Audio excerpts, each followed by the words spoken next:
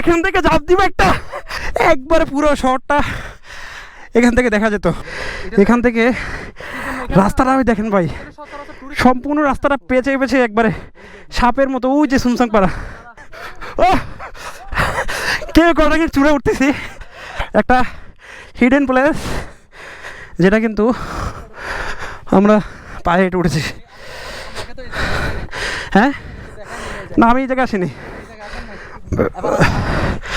আমাদের রোকন ভাই আজকে আমাদেরকে কি দেখায়, বাট দেখানোর আগে ভাই আমার তো শ্বাস গরম হয়ে গেছে। ও মাই গড, এখান থেকে ঝাঁপ দিব একটা,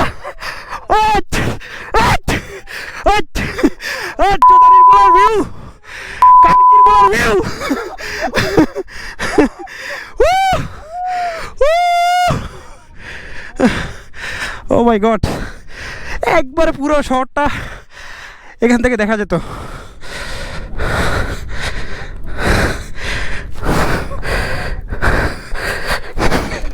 এই যে রোকন ভাই আমাদেরকে,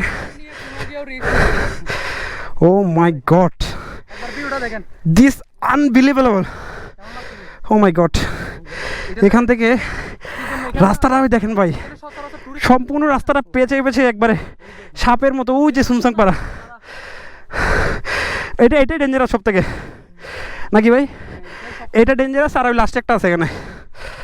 ওহো মাই গড, মানে এই রাস্তাটার জন্য কেউ কোডাং 0 পয়েন্টের পরে আসতে পারে না, মানে শুধুমাত্র এই রাস্তাটার জন্য। রাস্তাটার জন্য হচ্ছে 0 কিলোর পরে এখানে আসা যায় না, কারণ 0 কিলোর আগে কেউ কোডাং আসার আগে অনেক বাইক অ্যাক্সিডেন্ট হচ্ছে। ওহো, এটা তো আরো ভয়ানক বেশি।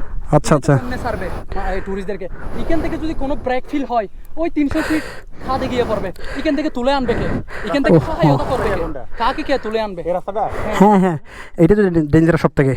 মানে শুধুমাত্র আপনি চিন্তা করেন কে কোডাং যারা এসেছেন, তৈরি করা হচ্ছে কি জন্য জানেন? সীমান্ত সড়ক, শুধু সেনাবাহিনী প্রশাসনিকরা যাতায়াতের জন্য বেশিরভাগ করছে। আচ্ছা আচ্ছা, এদিক দিয়ে থামসি যায়, এদিক দিয়ে হচ্ছে রাঙ্গামাটি। আচ্ছা আচ্ছা গাইস, আপনারা কোটি টাকার ভিউ দেখেছেন, বাট এই ভিউটা দেখতে পারবেন না ভাই, কারণ এখানে আসতে হলে আপনাকে অনেক দূরত্ব পাড়ি দিয়ে আসতে হবে কে কোডাং 0 পয়েন্টের পরে, যেটা কিন্তু অনেক দিন পর্যন্ত নিষিদ্ধ বা বন্ধ ছিল।